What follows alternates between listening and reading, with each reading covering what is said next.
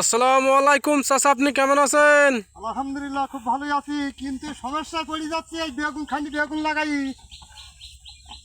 বেগুন গাছে আপনার আবার কি হচ্ছে? ওষুধে কাজ আছে না নাকি?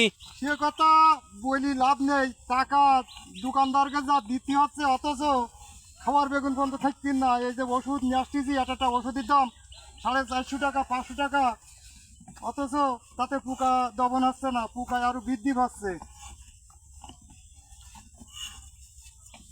কি বাগুন চায়না থ্রি নাকি? হ্যাঁ, চায়না থ্রি।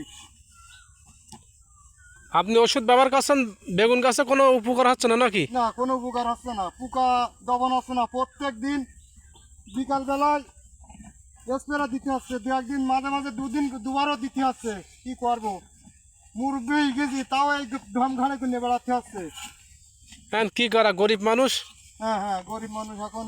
কর্ম না করলে তো খেতে পারবেন না। না, তা যা সঠিক।